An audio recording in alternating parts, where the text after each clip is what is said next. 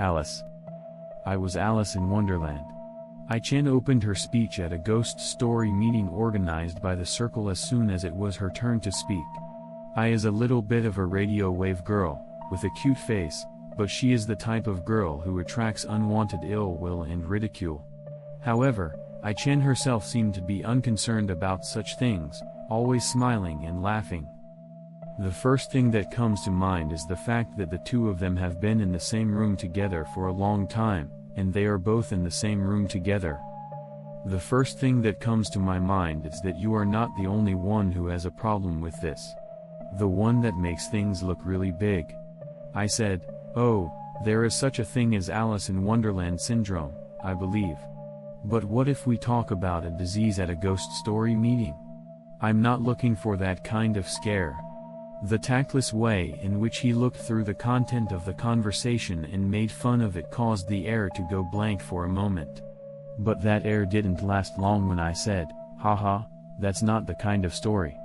That's not what I'm talking about. I-chan continued her story without seeming to be particularly concerned about it. I put it where others can't see it or go. What do you mean by, in Alice in Wonderland, the main character chases after a rabbit and ends up in a different world? It's really like that. I was able to see and enter a mysterious place that other people couldn't see.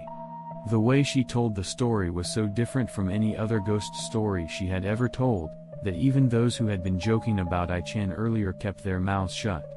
They were the kind of people who would participate in a ghost story gathering. Their interest in I-chan's story was probably greater than their ill feelings toward her.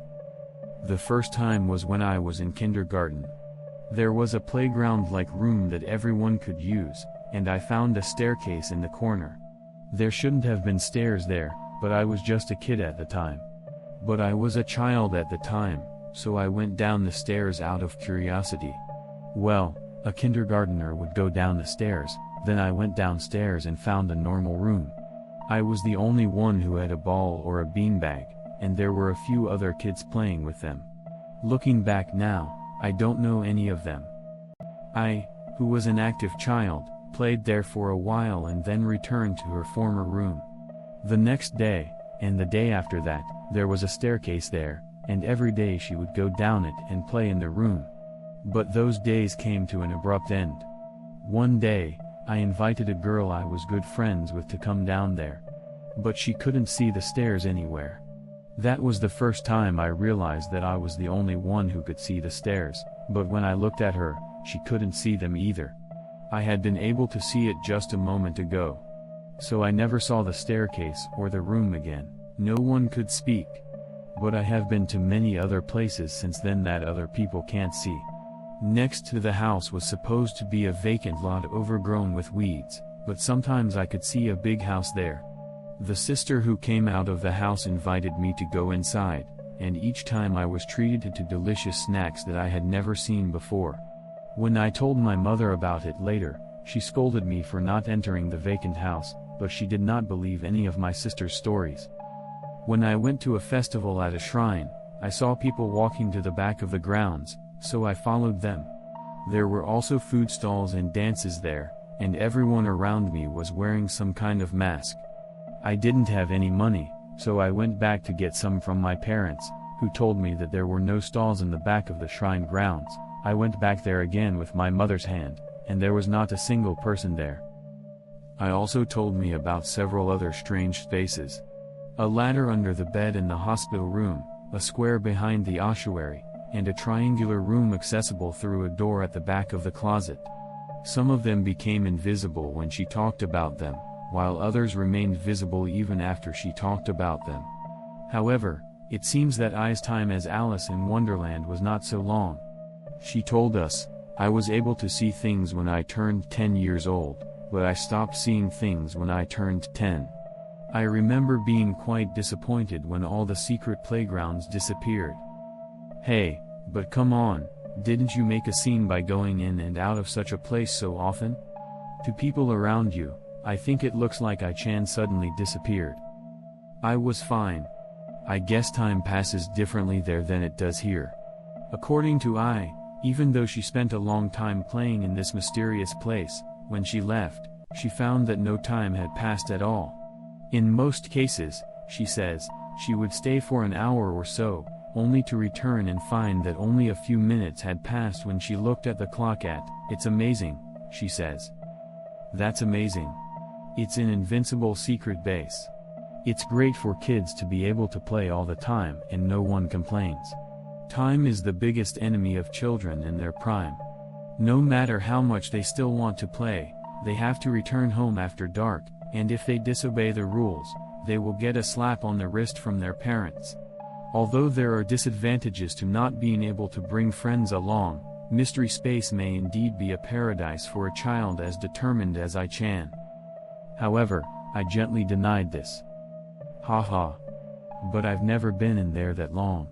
I laughs bitterly and continues. I continues with a wry smile and a slightly distant look in her eyes, as if she is thinking back to the past. I think it's a lot of fun at first, he said. You don't get angry if you yell, and you don't have to worry about the time. But if you stay too long, you start to get sick of, a little scary but dreamy and mysterious. The place that had been a bit congenial with this reception, then suddenly quieted down. I think I have to go home, that feeling. Now that I think about it, I wonder if my instincts were warning me.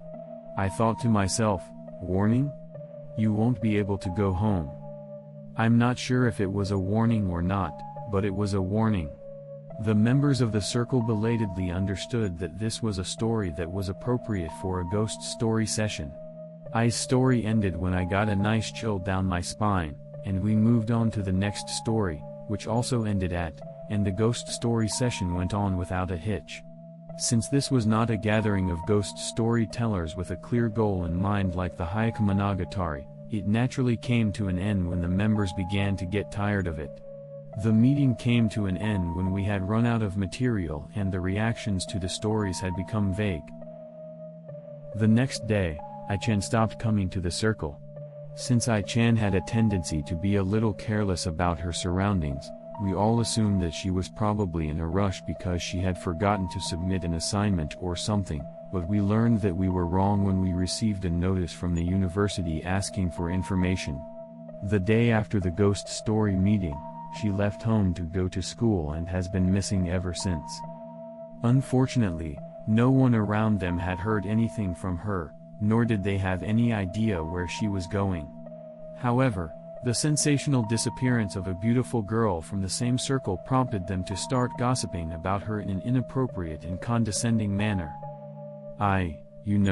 She was a bit of a radio star, said one of the girls. Maybe she was courted by a strange man and eloped with him. She was cute, he said. She has a pretty face. Some were discussing their theories, while others were looking at them with reproachful eyes from afar. But there was no one to blame for the gossip, and the honor of the missing person became a topic of conversation. It's not like that. One of the girls, who had remained still and silent in the corner of the club room, suddenly shouted loudly. That girl was good friends with I-chan, who had disappeared. The actual people who had been talking about it seemed uncomfortable as they staggered out of the club room. I said, I'm sorry, we should have stopped them. It's so annoying when people talk about inappropriate things like that. One of them said to her as if to quiet her as she was breathing heavily, No, I'm not. No, it's not that. What? She eloped, or something like that. It's definitely not, it's definitely not. The way she kept repeating, definitely not, with her eyes wide open, was bizarre in a way. I felt a sense of uneasiness and fear, but the girl I was talking to was probably hurting because her friend had disappeared. I thought it would be unkind not to listen to her, so I asked, What do you mean? Someone asked her to continue the conversation. Then the girl suddenly held out her cell phone. A text message from someone was displayed on the screen. The first person to peek at it gasped. It was I-chan's name in the sender's field of the email, however. What the heck is this, really sent by I-chan? The text of only a few words was so garbled that I could not read what it said at all. However, looking at the time the email was received, it was the morning of the day after the ghost story meeting. It was obvious that this email was sent from I-chan after she disappeared. I was like, this didn't start out like this. It was sent to me in legible letters. Well, then, does that mean that after some time it became garbled and unreadable? Is such a thing really possible? The fact that the email you received once is garbled after you receive it, how is that possible? Someone asked her fearfully as she nodded her head. So what did say at first? The child answered quietly. I can't go out. I-chan has still not been found. She even tried to report I-chan's email to the police, but they turned it back, saying that they could not trace the location of its transmission. This concludes this story. Thank you for listening to the end.